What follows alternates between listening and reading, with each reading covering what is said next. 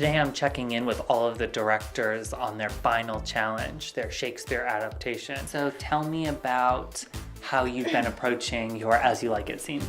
I picked a play I didn't know and hadn't seen before because I hoped I would have a more original piece and be more creative with it.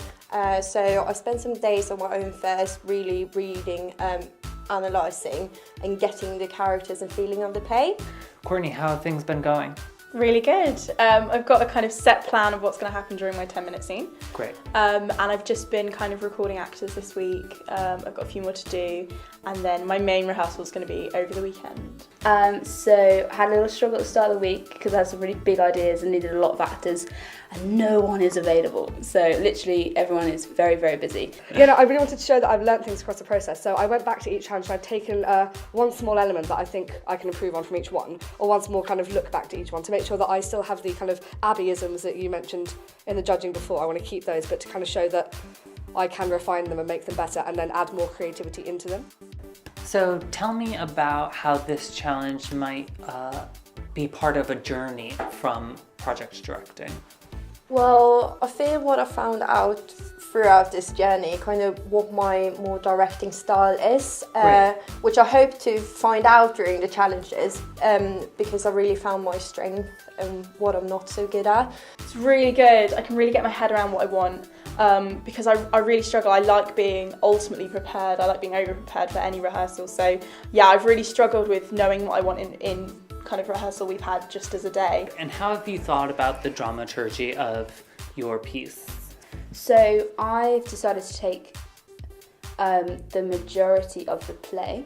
And of moving away from the traditional text and taking the stories from it and resituating them into a different context where the stories are told by this one person, which will be Puck.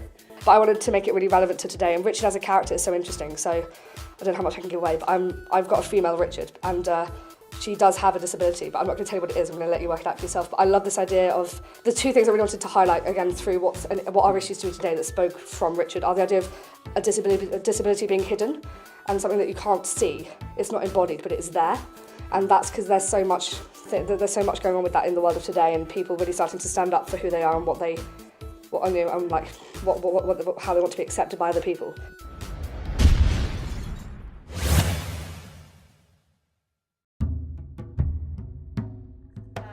But I think there's always things you want to do better anyway, no matter how time. But I got brilliant actors who they're really skilled, and I think they are going to give it in there. Yes. I'm really happy with the final piece.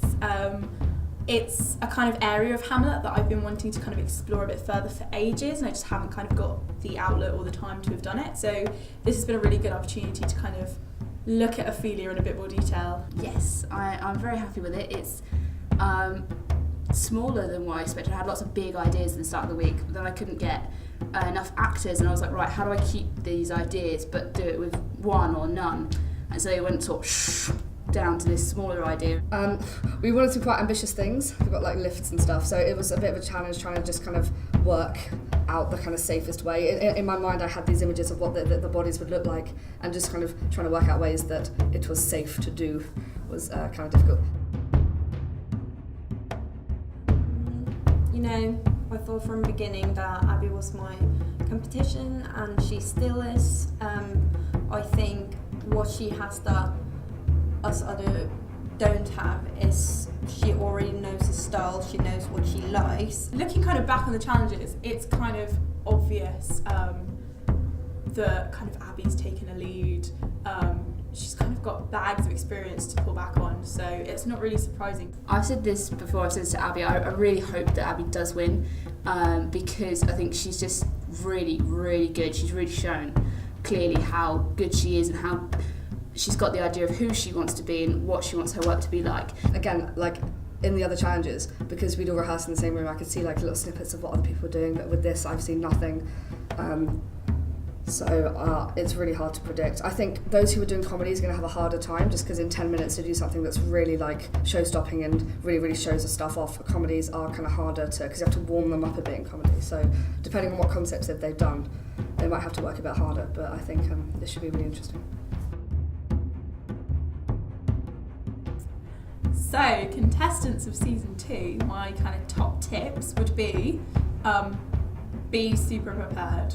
You don't have time to doubt yourself, so stop feeling insecure about decisions, just make one and go for it. Take some time to rest, recoup your brain after a long year of degree work, because you need creative juice, you need some sort of flow of ideas. Gut instinct, like just stick with it all the time. Even if it's the wackiest idea ever, if you read something and you think, oh, everyone's going to be dressed in blue, do it, like just carry on through. Think about how to direct kind of small scenes.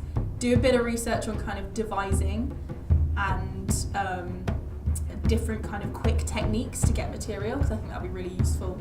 And I think even if your like gut instinct is to do something really risky or really dangerous or really different that the judges might not like, do it anyway, because it's the boldness of that decision that helps you learn, but also helps you actually make something that is as original as it can be. Don't stress, it's only a competition.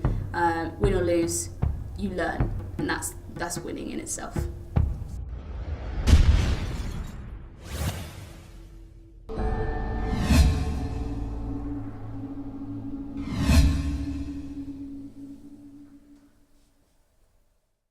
Welcome, directors, to your final showcase. We're looking forward to seeing the scenes you've prepared for us today.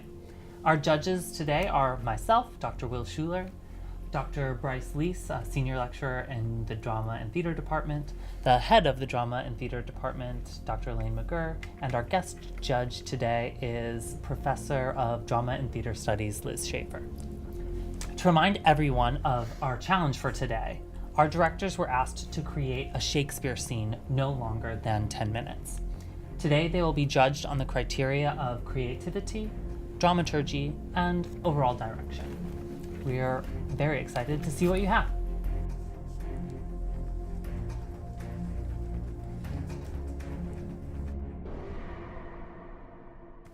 I have had to play Shakespeare's As You Like It, and I've taken some scenes, and this is a modern interpretation of some of the scenes in the play.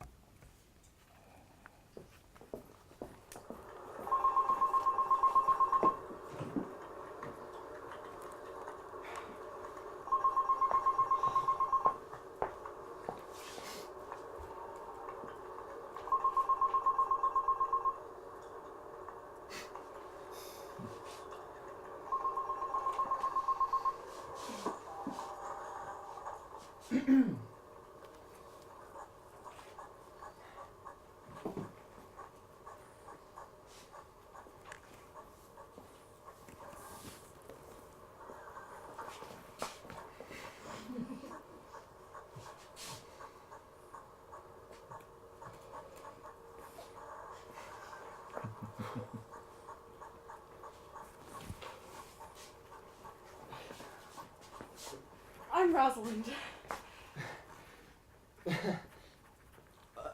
Orlando.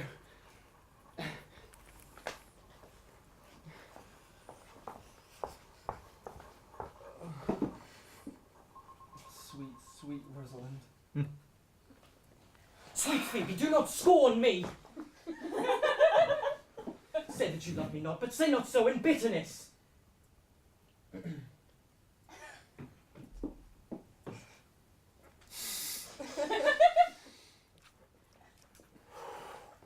Oh, sweet Phoebe.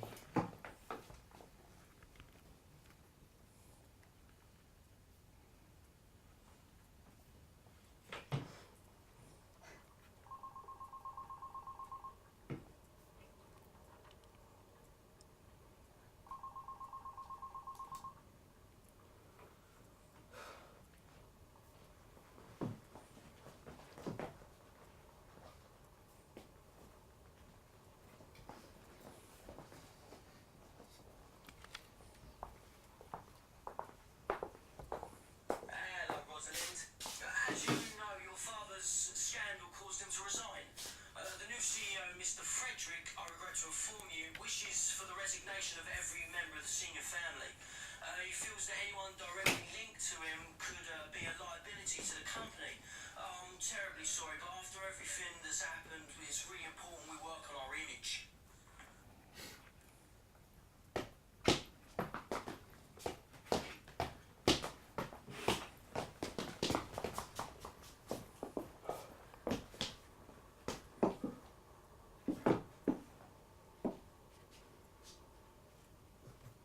From the east to western Indy, no jewel is like Rosalind. Her worth, being mounted in the wind. Through all the world bears Rosalind.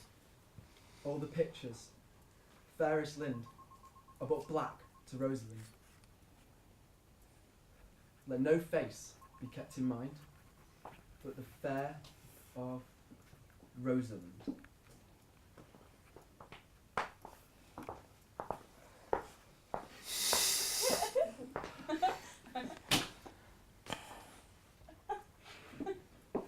Did you hear about this guy that keeps on posting about this Rosalind?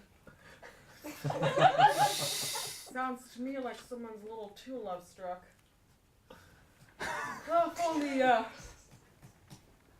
I knew him, I could give him some counsel.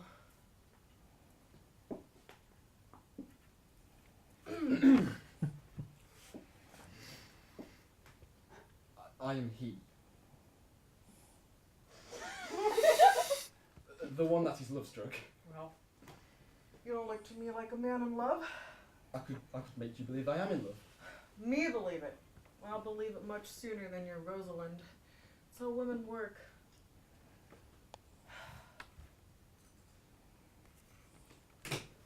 So, you're the one that's been writing all the poems. Yeah. Love can make a man go crazy, unless, of course, he's cured. Did you ever cure anyone? Yes. I told him to imagine me his love, his mistress. I acted moody and unpredictable and evil, as any woman would. And eventually I cured him.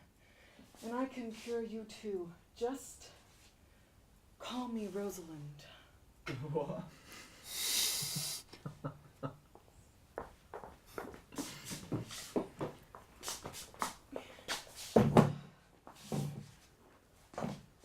Now, what would you do if I was your Rosalind? Well, I would kiss her. No. Kissing is for later, when you run out of things to say. A woman must keep her dignity. Well, I'm sure everything would be fine. Am I not your Rosalind? What? Well, in her person, I would probably deny thee. Well then, in my own person, I die.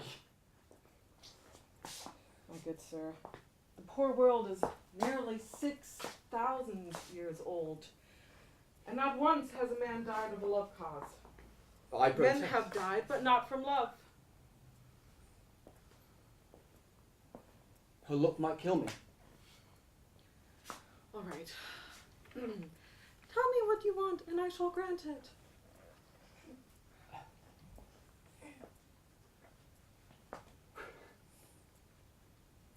Love me, Rosalind.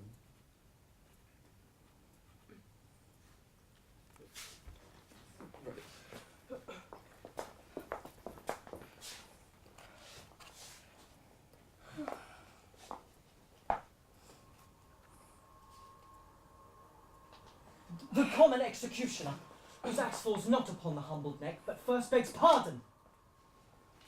Will you be sterner than he that dies and lives by bloody drops? I would not be thy executioner. Thou tells me there is murder in mine eye. And if mine eyes can wound, now let them kill thee. Or fall down. I now counterfeit a swoon. Or, if thou canst not, oh, for shame, lie not to say mine eyes are murderers. Oh, dear Phoebe, if you ever meet in some fashion to See thy lover's cheek, you shall see the unseen wounds that love's keen arrows make. But till that time, come not thou near me, as till that time I shall not pity thee. But why? Is your upbringing so proud that you refuse a man like this? Even though you haven't got much to offer. Why so proud and pitiful? What? Why are you looking at me like that? Oh, no. Your eyebrows are bushy, your eyes are beady, you have greasy hair and pasty skin. Why do you like her? You could do so much better. And you? You should thank the high heavens that a man like this would even look at you. Sell when you can. You are not for all markets. Take him. Think whatever force it was that made him fall in love with you. You. Take her. Sweet youth, I pray you, chide a year together. I had rather hear you chide than this man woo. He's fallen in love with your foulness, and you fall in love with my anger. I hear the way you speak to him. I shall speak to you in the same manner. Oh, don't look at me like that. No ill will I bear you. Do not fall in love with me. Trust me, I am not what you want. You, sir, are blind. Oh, sweet Phoebe, pity me! Why, I am sorry for thee, gentle Silvius. I would have you.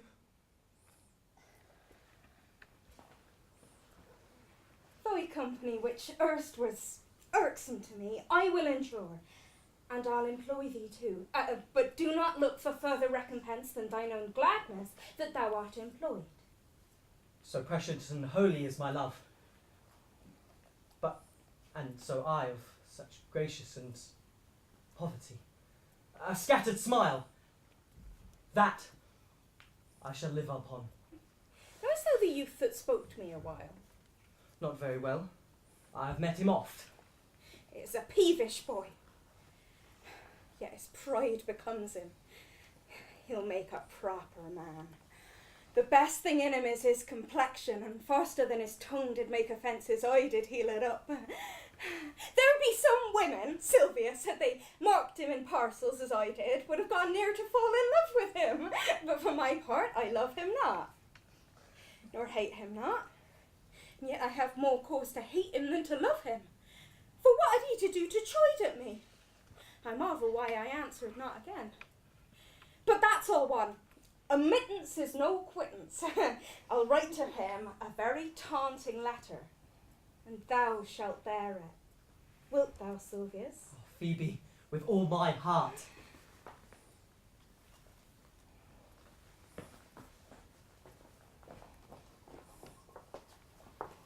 So, I trust I will see you again tomorrow. I cannot live by thinking.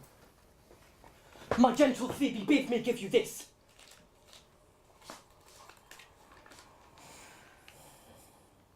This is a letter of your own device.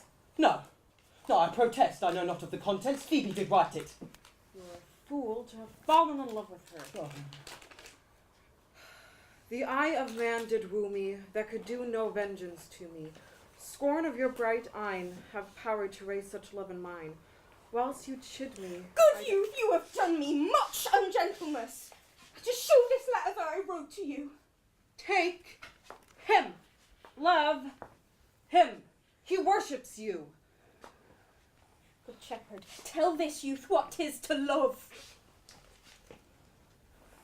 Shall be all made of sighs and tears, as I am for Phoebe. As I am for Ganymede. As I am for Rosalind. As I am for no woman. Shall be all made of fantasies, shall be all made of purity and humbleness, shall be all made of patience and impatience, as I am for Phoebe. As I am for Ganymede. As I am for Rosalind. As I am for no woman. If this be so, why blame you me to love you? If this be so, why blame you me to love you? If this be so, why blame me you to love you?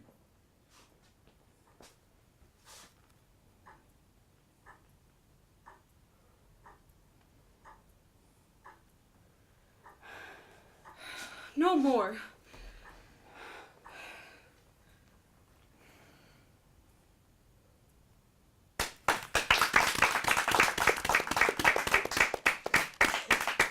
Hello.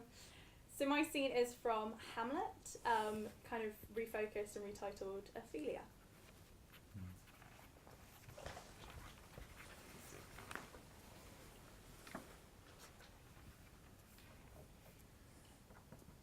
To the celestial and my soul's idol, the most beautified Ophelia.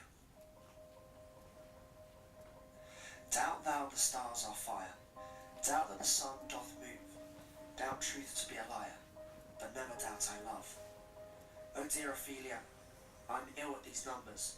I have not art to reckon my groans, but I love thee best. O most best, believe it. Adieu, thine evermore most dear lady, whilst this machine is to him, Hamlet.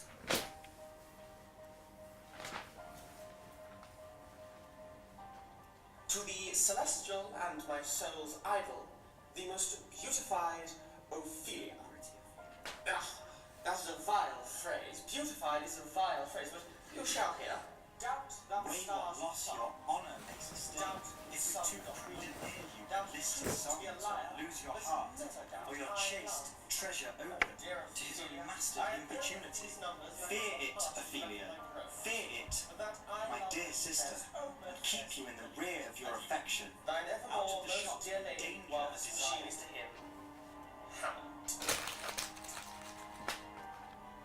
Be wary then. Best safety lies in fear.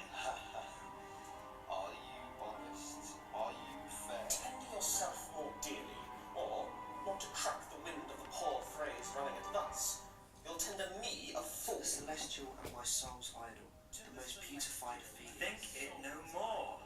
Perhaps he loves you now, but you must fear. His greatness weighed, his will is not his own. The power of beauty will sooner transform honesty from what it is to a bore. Ophelia, force of honesty walk in here. Beauty into his read on this book. The sharing of such an exercise may colour your loneliness. Be wary then. Best safety lies in fear. Be somewhat scouter of your maiden presence. Set your treatments to higher rate. Wise men knows well enough what monsters you make of them. If thou dost marry, I'll give thee this plague for thy dowry. Be thou as chaste as ice, as pure as snow, thou shalt not escape calumny. Get thee to a nunnery. Go, go. Hamlet. Lady, shall I lie in your lap? I mean, my head upon your lap.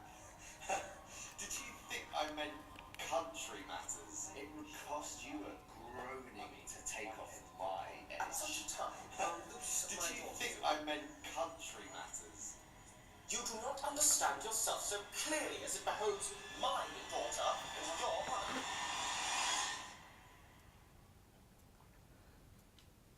To be or not to be?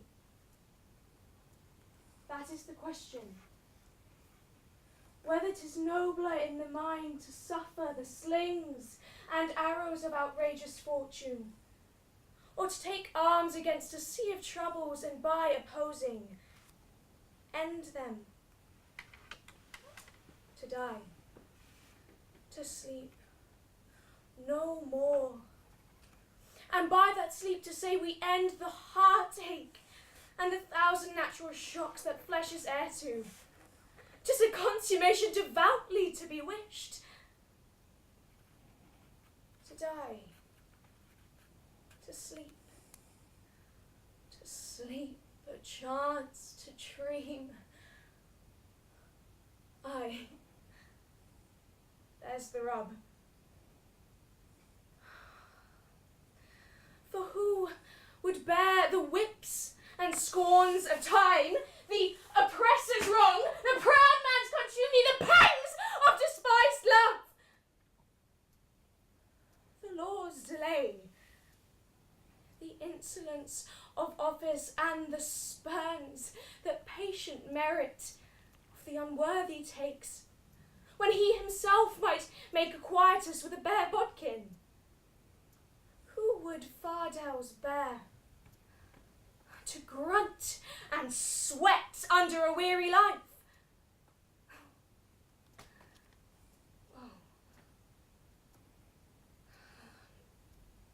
To this undiscovered country, whose bourne no traveller returns, puzzles the will, and makes us rather bear the ills we have than fly to others that we know not of.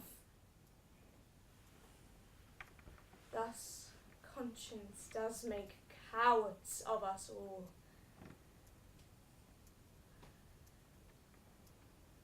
Good night, sweet ladies. Good night. Good night.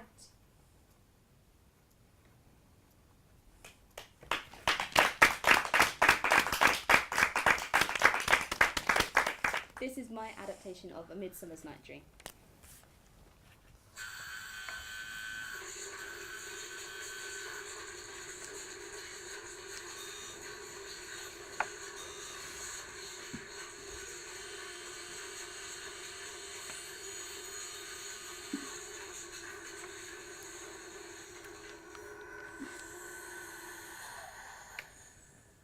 Sir?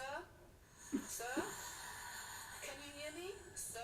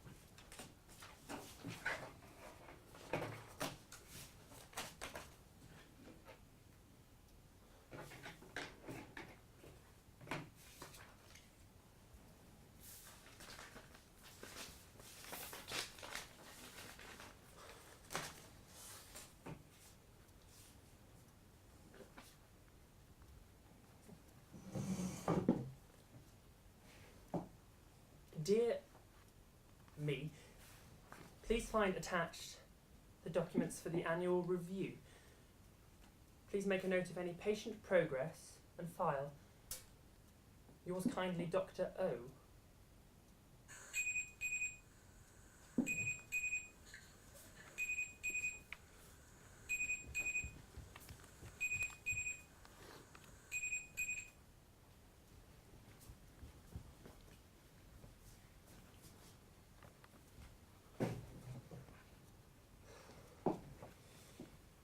Yours kindly, Dr. O.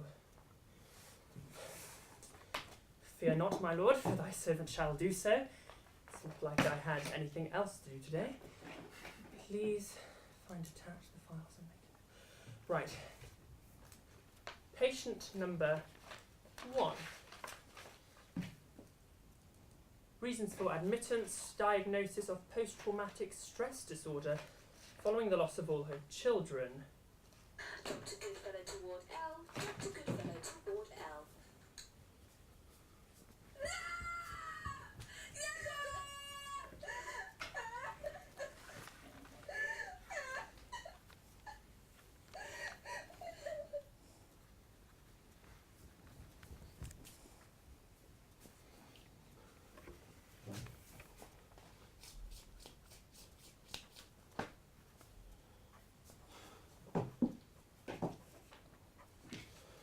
Incident number C144. Patient number 51 found in a hysterical fit of crying and intense anxiety. Action taken, subdued by Dr. Goodfellow, taken to bed for rest and sleep. Right. Incident.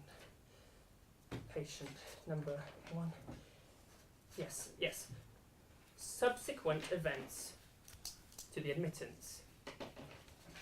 Patient is reported of abducting a child not her own, also recorded as having been in a standoff with Dr.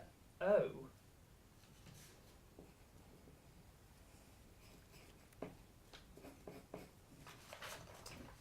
following the event. She is also presumed to have dissociative identity disorder, often making appearances as the Amazonian queen Hippolyta. Sounds like her now. Coming, Titania!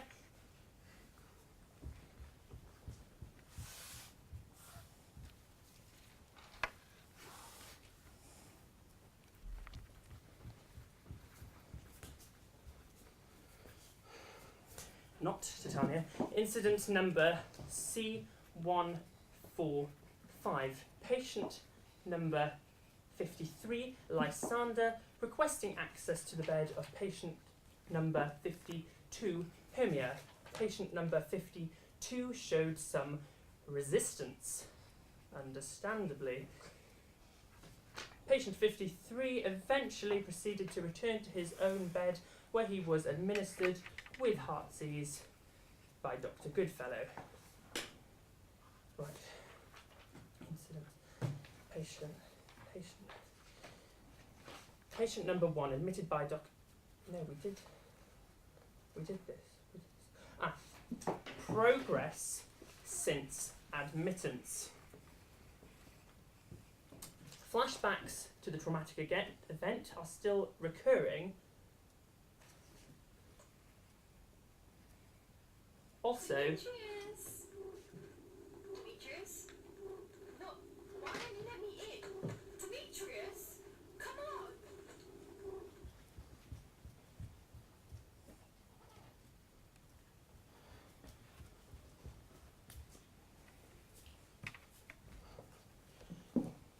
incident number C146.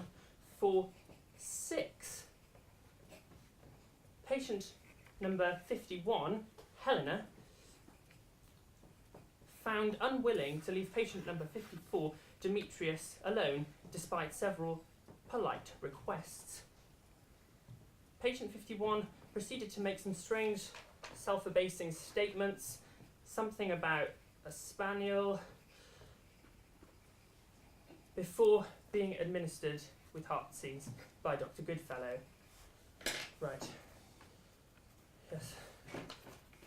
Progress. Yes. Incidents recorded. Yes. Yes, I remember this one. It was as if she was under a spell or something. Titania has reported being visited by 4 close friends by the name of Mustard Seed, Cobweb, Peace Blossom and Moth, who apparently took her to the local petting zoo, where she met the love of her life, an ass. However, records show that the patient has actually not left the establishment and has had no such visitors. That's Goodfellow. Dr. Goodfellow. It looks like there's some sort of orgy going on down in Ward L.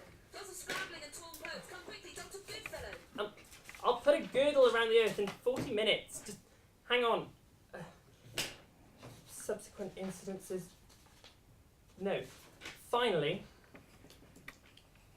since being transferred to alternative herbal medication, the patient has had less hallucinations and the number of flashbacks to the traumatic event have subsided. However, they are still a recurring feature. Dr. Goodfellow. Dr. Goodfellow.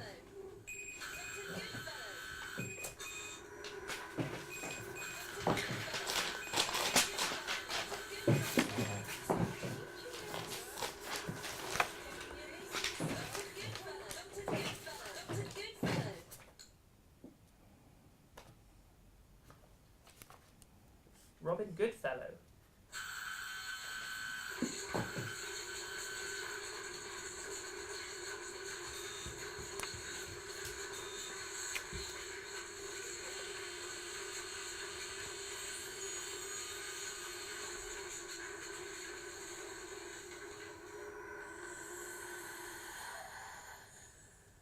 Sir?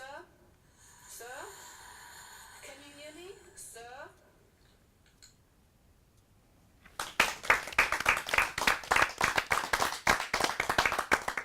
Hello, this is an adaptation of Richard III.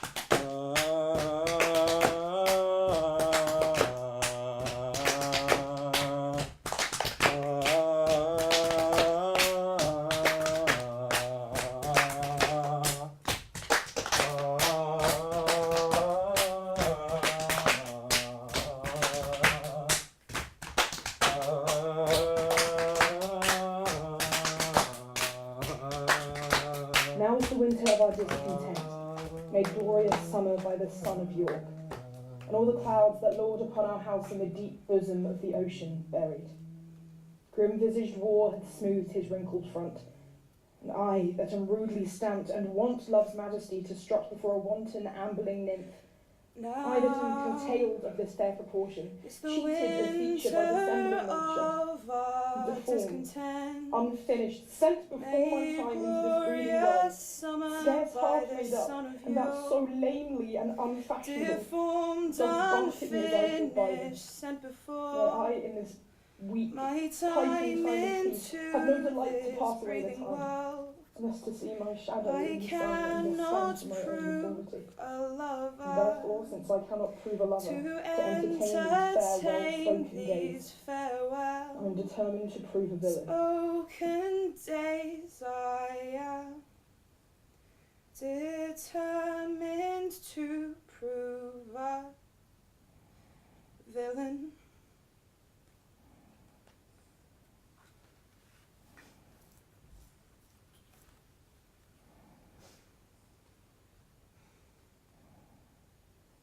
Henry.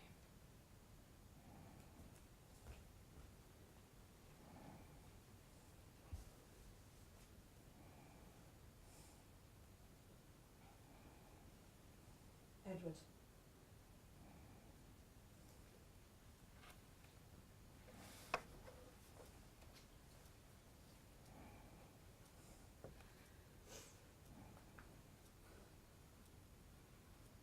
Clarence.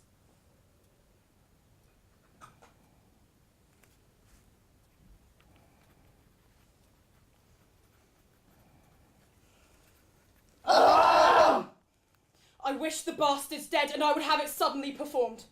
What sayest thou now? Speak suddenly, be brief. Your grace may do your pleasure.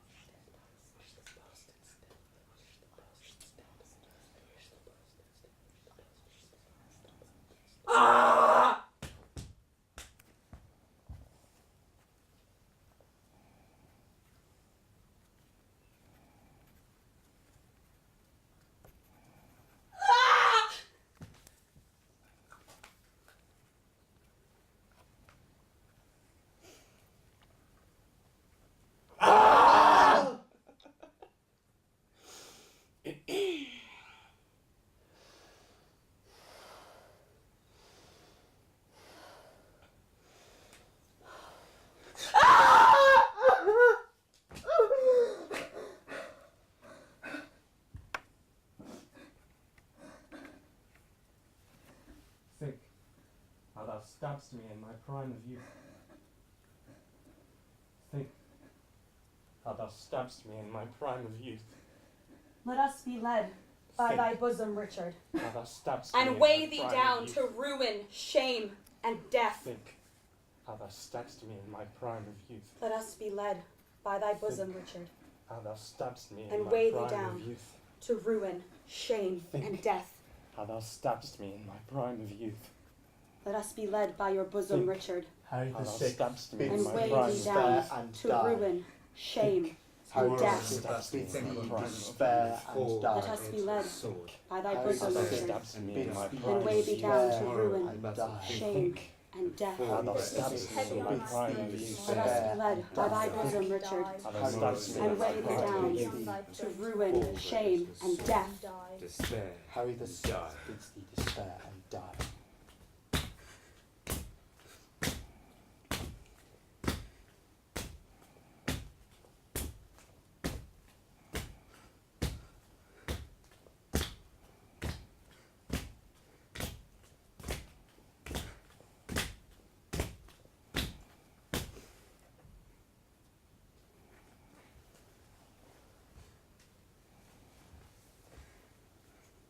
Slave, I have set my life upon a cast, and I will stand the hazard of the die. A horse! A horse, my kingdom for a horse!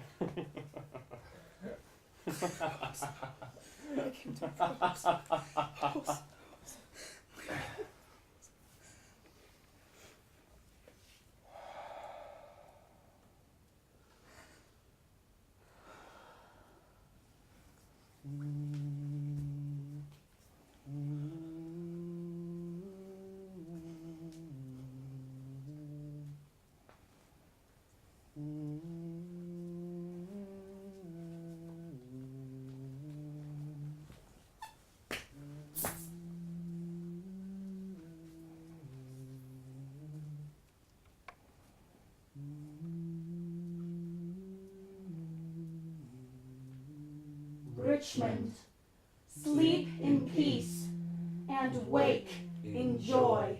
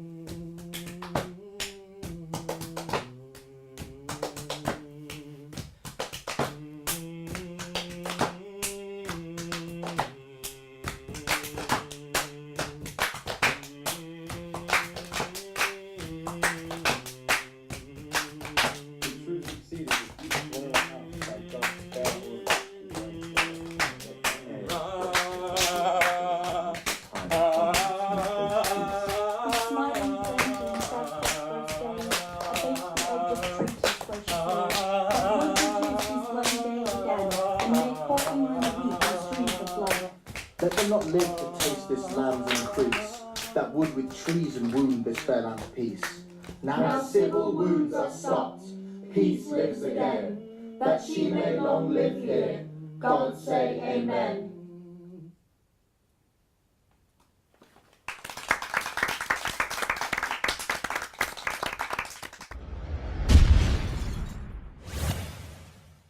Thank you, directors. You've given us a lot to consider.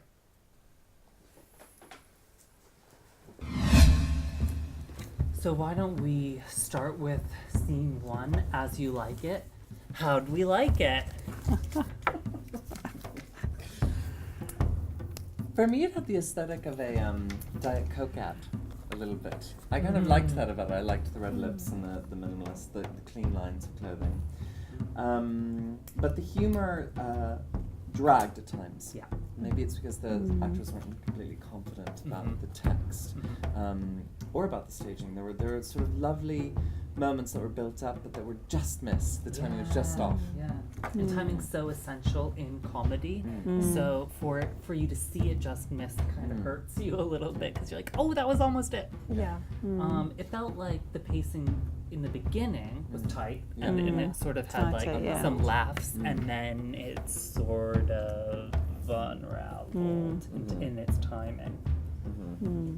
Yeah, it started off well, and then it started going very broad and quite safe, which made it boring, I have to say. And it was, the obviously fake mustache that's obviously fake. They didn't really do much with the gender bending that it was hard to know how we were meant to read it, because it was ridiculous, yet played to be believable, and it just, the whole thing sort of fell between two stools for me. Yeah, I'd agree. And also, there was some Shakespeare, and then there was some not Shakespeare, and I didn't quite get why I was getting this mismatch. I really enjoyed the modernisation and the computers and the mobiles and all that. I thought that was very witty and enjoying it, but I just felt there were all these pauses, and I was getting a bit bored, I'm afraid. So, I mean, As You Like It, not a lot happens, so you've really got to make things happen. I agree. I liked the aesthetic of it. I loved the cactuses. I thought they were pretty and Yes. sort of added a sort of, I believed this sort of environment. But then what I didn't believe was the random moving of them, and now they're on the floor, and now they're somewhere else. And this bit, I was like, the what is combination this? of garden and office didn't work. And I was worried that there was something going on that I didn't understand. Was the cactus supposed to indicate something? You give someone a cactus, what does that mean? So I was getting distracted by that. Yeah. And I felt like some of the line work, especially towards the end, they didn't know what the line they said meant. Yeah, I agree. And because of that, it was, you know, why are you swooning? Why are you lying down? He's standing up. You know, those sort of things. So for me though, the strengths at the beginning and some of the aesthetics sort of placed this for me in a sort of middle range. Yeah. Okie dokie. Hamlet, Ophelia. Very Katie Mitchell. So I felt it was fairly derivative. I liked the movement quite a bit, but again, I felt, in contrast to the other one, I felt this one was cut too short. And that if you're going to do that, it would have been really nice to have Ophelia's suicide follow the to be or not to be speech. And I thought the contrast there with Hamlet deciding not to take his own life and Ophelia taking her own life would have made a much more interesting interpretive move, and it kind of felt, again, safe and not ambitious enough. I thought that in terms of its dramaturgy, it was strong. Like, I liked the overlapping of the sort of male voices that are pressuring Ophelia. I liked her getting that speech, but it did feel too that we only heard male lines. No, there was not one of Ophelia's lines, and I was wondering what was behind that choice. Yeah, her voice was worryingly absent. And some of the movement for me I wasn't convinced by. I loved the wiping off of the lipstick and it sort of becoming these sort of suicide marks. I thought it was really, you know, strong and led up to her having that speech. I liked that. I thought that was really strong. But some of the other choices for me I wasn't able to find as much meaning in. I felt, that her voice was very present with that speech. I didn't miss her lines because I think her lines are so containing and, you know, marginalizing for her actually in so many ways. I just, immediately, so as soon as I see Ophelia, I think, how are you going to deal with the kind of ethics of madness? I think there was something maybe about the mechanics of the body I would have liked to see more play with, because we got the mechanics of rhetoric on the tape, and I thought there needs to be more of a juxtaposition. I kind of can already see her suffering in the body. I can already guess it. So there was nothing surprising in that for me. Well, I liked the fact that Ophelia got to say to be or not to be, and I liked the sort of woman taking over the space that is male. But you see, I think Ophelia can be strong. I've certainly seen some very strong, very angry, very violent Ophelia's bashing people up. So I don't think she's got to kind of wimp around and hand out flowers in a pretty way. So I was disappointed that it was still quite pretty, and I think that's a real problem with Ophelia. Drowning is not a pretty death, and we get this big description which is very much prettifying. I think this is and to me that was still quite pretty, but I thought it was, a kind of great statement. But I did wonder if the director's seen Ophelia's Zimmer, Ophelia's room, which is recently opened, and that's okay. Derivative or stealing or reinventing, that's okay. So I quite enjoyed some aspects of it, but it was too pretty for me. Number 3, Midsummer.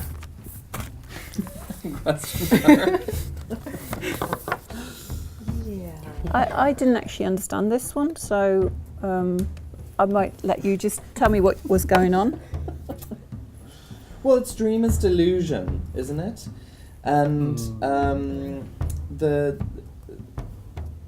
fact that the doctor had all of this anxiety, and a table full of blank white pages to me suggested anxiety around telling the story or trying to construct the story from a kind of medical humanities point of view. I liked this focus on medicine in relationship to this play, because that's often not an aspect of the play that's dealt with in performance necessarily, very interestingly.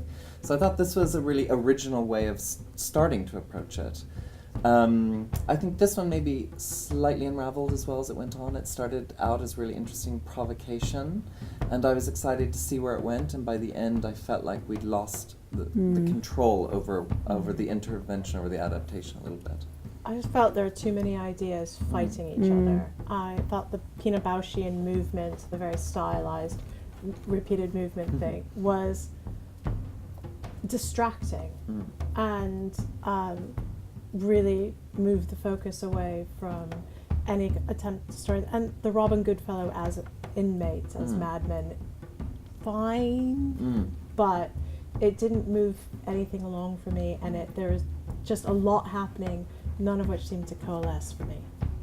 Yeah, and I think that, like you said, it's a great step into the idea of medicine, but that a lot of the mental health issues were sort of mentioned in unnuanced ways. The screaming. Yes, the screaming, for example.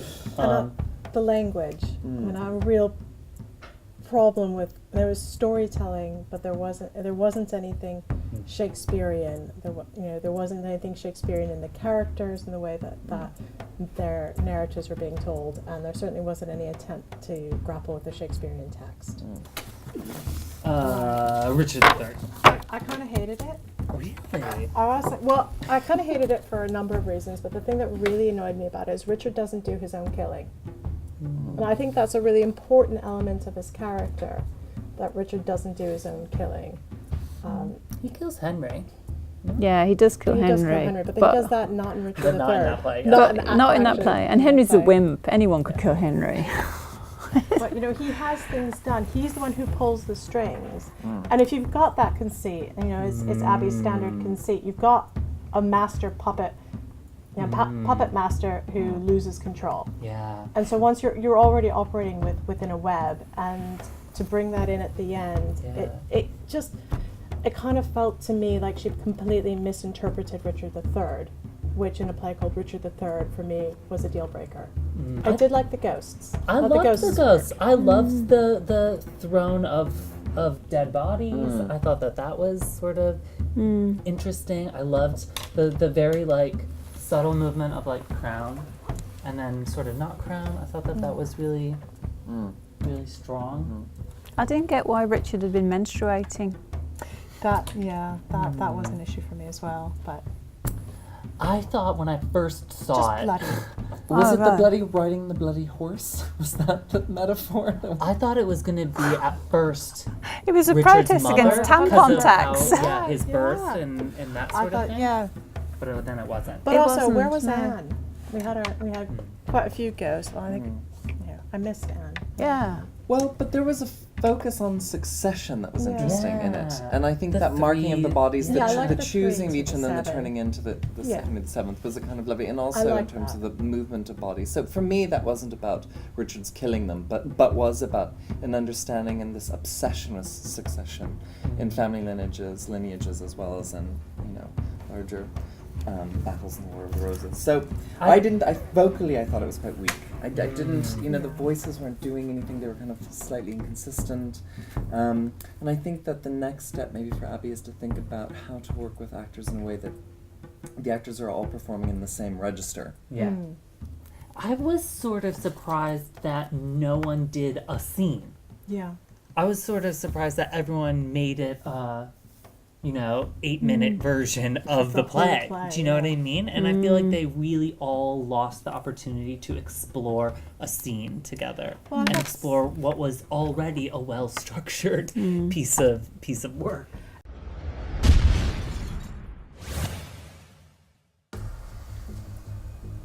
Welcome back, directors. We are going to now chat with each of you about your scenes and give some feedback in the order that they were presented. So we're going to start with Rebecca.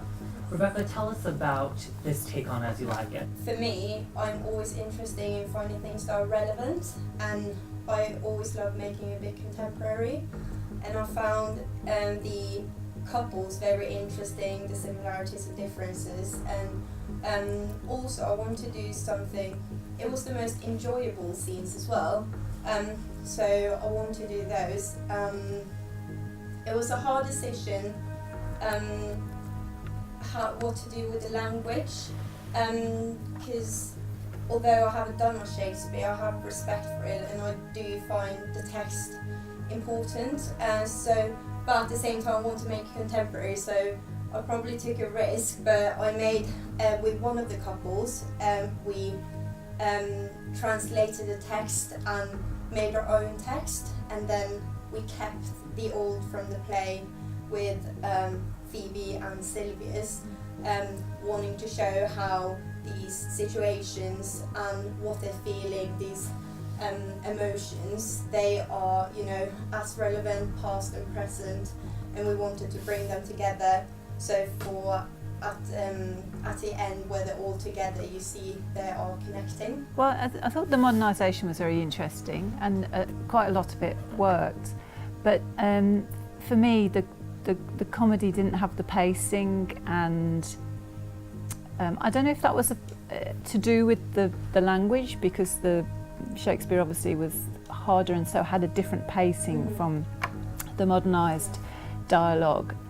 So I was very intrigued by the idea, and I thought I was going to enjoy it quite a lot, but actually, particularly towards the end, I felt it was really dragging.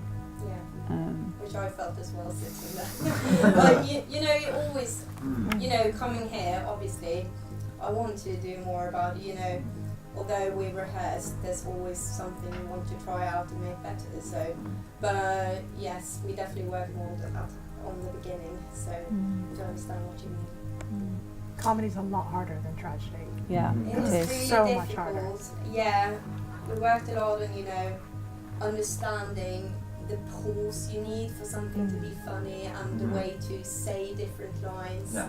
So I worked on them, having some exercises with that. And even watching it and rehearsing, sometimes it worked really well, and sometimes the same thing didn't work, because they tried out different things. Yes. Courtney, why don't you tell us about your Ophelia? Yes. So the thing with Hamlet, Ophelia in particular is a character that's kind of there when she needs to be there for the male character's kind of actual narrative. And I've seen quite a few productions of Hamlet now, and in some of them she's kind of quite strong and she's got her own story going on there. But then the recent production of The Barbican with Benedict Cumberbatch, directed by kind of Lindsay Turner, I kind of went back to the stage of, oh my god, where is she? Like, come on. So yeah, I wanted to look at Ophelia in a bit more detail. I wanted to kind of look at her journey, remembering how young she is, and how she's kind of faced with all these different voices telling her what she can be, what she shouldn't be, what she should do, what she shouldn't do, and that kind of tension there, I guess. And it's so similar to how kind of what teenage girls experience now growing up, kind of with social media and everything else they have to deal with, being pretty but like not slutty, like athletic but not too muscly. Like there's such a kind of fine line between everything that girls kind of have to place themselves within. So I kind of wanted to look at that, and I also wanted to kind of give Ophelia a bit of a voice, because she doesn't really say much in the play, and I thought the big kind of most famous, debatably, Shakespeare monologue ever, To Be or Not to Be, is such a relevant piece of script for Ophelia, because ultimately her death's very ambiguous. Does she kill herself? Is it a tragic accident? Is she really mad, or is she kind of just frustrated at everything? Like, there's so much that's you can interpret from what's already in the script. So I kind of wanted to use that monologue to look at her state of life. Is life worth living? There are so many things wrong with it, why would you bother, kind of thing. And I just wanted to kind of reposition that famous monologue and have it from Ophelia's point of view. Thank you, Courtney. I will say that I was really struck by the wiping off of the lipstick and how that sort of became marks on her wrist, which gave us the clue into why she had that monologue, and was a really beautiful, simple image that I felt helped tell the story very well. I really, really liked it, but whereas, you know, I didn't feel that it dragged, I felt slightly disappointed when it ended. Sure. In part because you have the to be or not to be speech, and then you have this wonderful contrast where Hamlet doesn't decide to die. I mean, that gets decided for him later, but Ophelia does, and I think there's a moment of possible agency that where Ophelia could act, and to not have her move out of her room, to not have her act, I felt like you weren't letting her have as much power as the setup could have allowed. That's so interesting because I have a completely different take on it.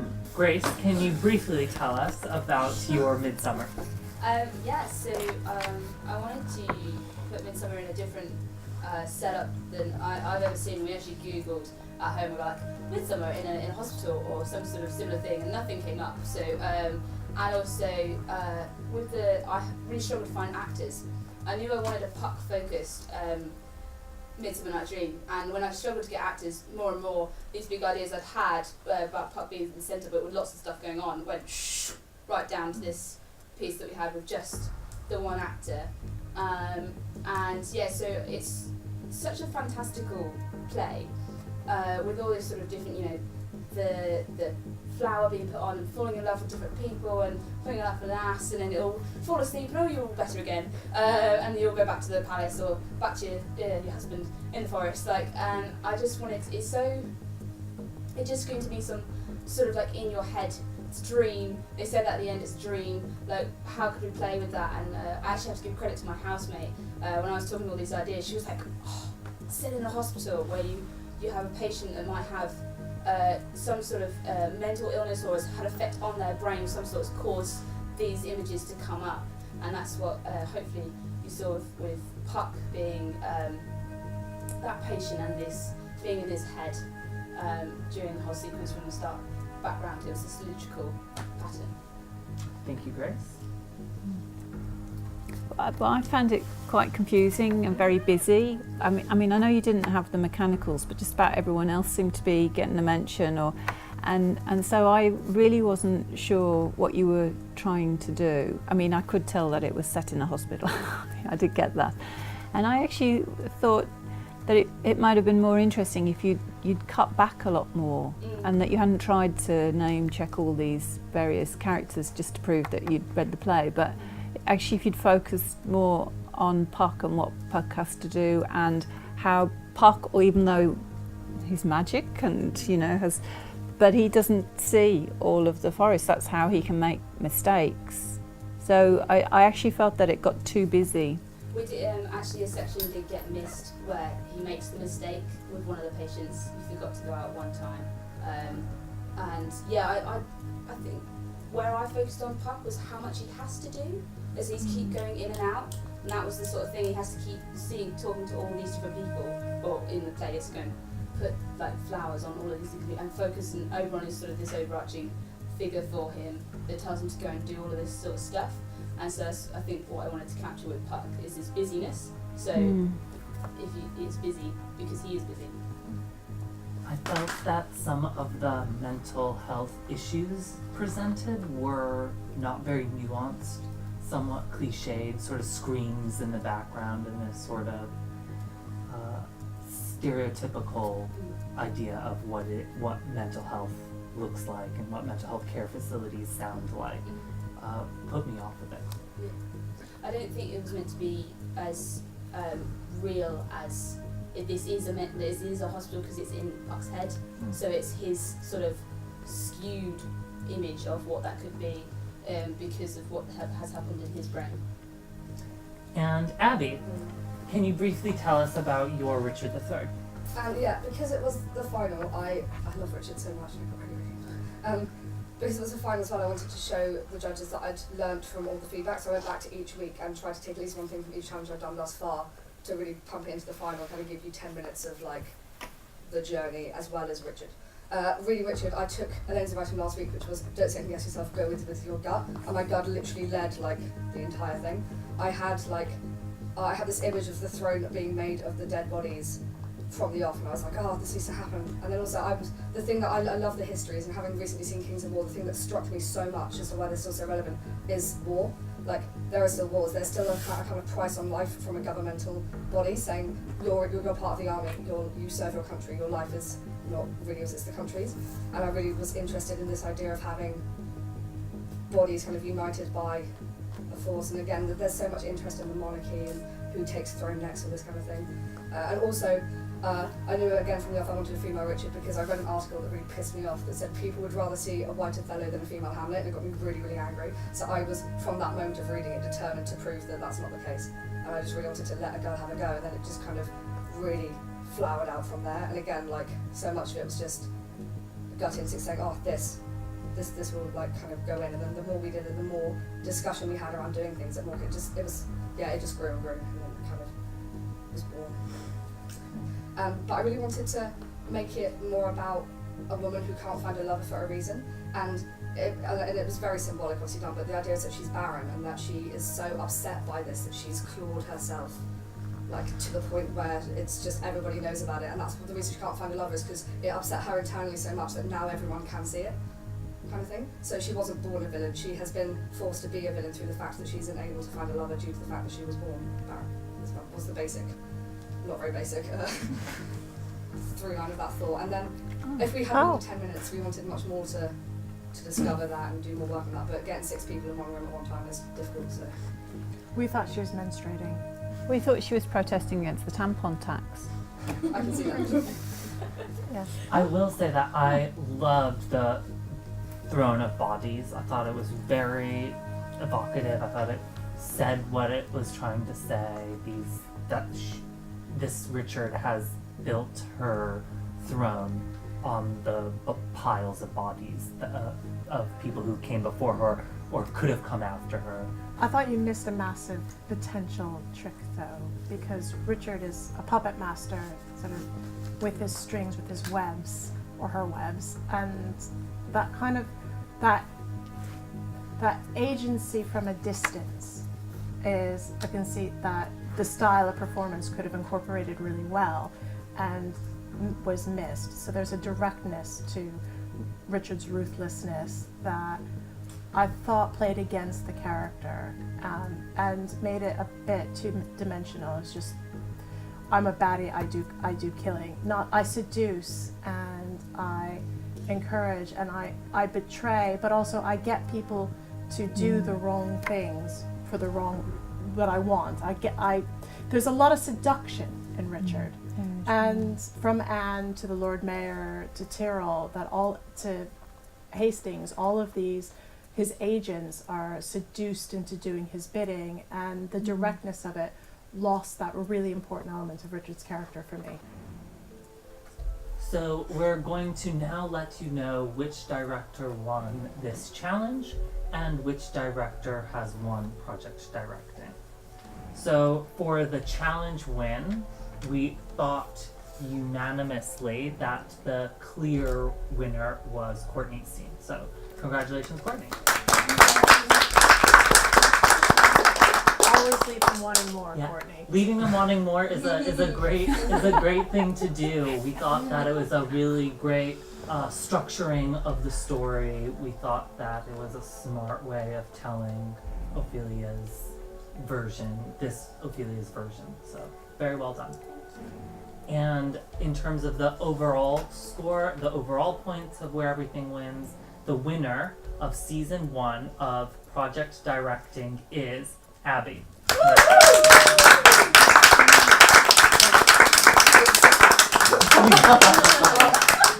We think you did a fabulous job. We saw your journey. We think that I think that this last scene did show us a more focused version of Abby, a more thoughtful way of showing meaning.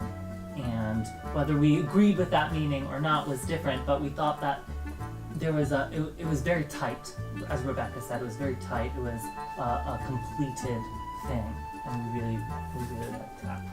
And the way the points fall, we have a tie for second place.